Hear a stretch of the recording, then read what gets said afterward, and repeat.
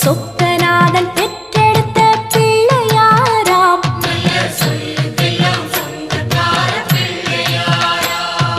கைலாய மலைய விட்டு தெற்கே வந்தாராம். இந்த பிள்ளையாரு பட்டி கண்டு இருந்து விட்டாராம்.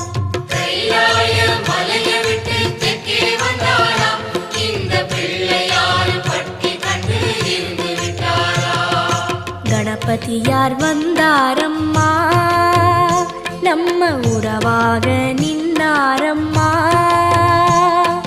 கணபதியார் வந்தாரம்மா, நம்ம உறவாக நின்னாரம்மா. சொக்க